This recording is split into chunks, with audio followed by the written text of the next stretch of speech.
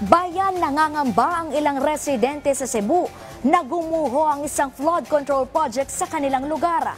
Agad naman itong ininspeksyon ng lokal na pamahalaan para matiyak ang kaligtasan ng mga residente ngayong tag-ulan. Yan ang ulat ni Jessie Atienza ng PTV Cebu. Balisa ang ilan sa mga residente ng Sitio Takan sa Barangay Budlaan dahil sa patuloy na mayat-mayang pag-ulan, nababahala sila sa posibleng pag-apaw muli ng tubig sa kanilang ilog. Pero ang mas ikinababahala nila ay ang isang flood control project na imbes na magbigay ng proteksyon sa kanila ay nauna pang nagkaroon ng sira sa iba't ibang bahagi ng istruktura.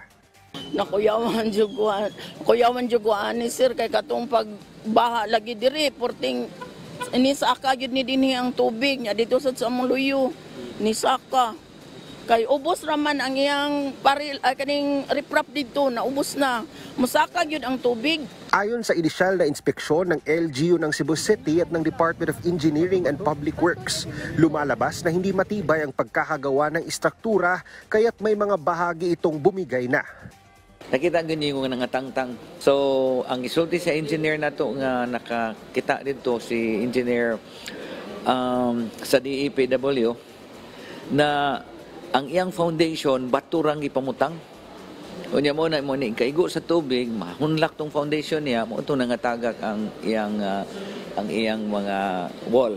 Ayon sa alkalde, taong 2019 ipinatayo ang istruktura sa ilalim ng Department of Public Works and Highways. 6 na taon pa lang ang nakakaraan. Nagkaroon na ito ng mga sira na sa tansya ng LGU posibleng maglagay sa mga residente sa peligro. Kay nakita mo gyud nato ang sapa nakanka naman gyud. Di ba? Unya ang mga balay dito unya eventually mga tagak to sila. So atong himuon nga ato ng ingno ng atong DPW taga-itag recommendation unsay pagabuhaton considering na 2019 pa kuno na. So basig wala na nay warranty. Ito precast Sa tinuod lang gaya lang mo. Kay ano man. Ngano nang himo mo project wa na niyo sudyuhi ang suwel.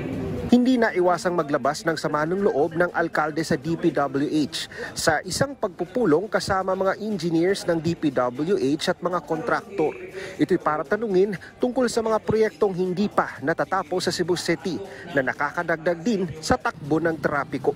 Pagtitiyak naman ng district engineer, nakamonitor sila sa lahat ng infra at road projects at walang ghost projects sa lungsod. Yung sa amin po, hindi ko lang din pero yung sinabit namin sa Pangulo and sa Secretary, nandun po yung all projects from 2022 to 2025.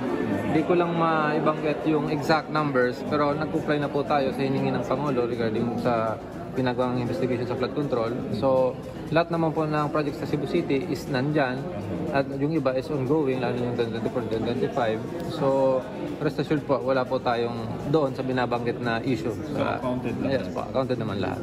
Walang ghost project. Wala po tayong ghost project. Sa part lang po ng Cebu City po, no? Mula sa PTV Cebu, Jessie Atienza para sa Pambansang TV sa Bagong Pilipinas.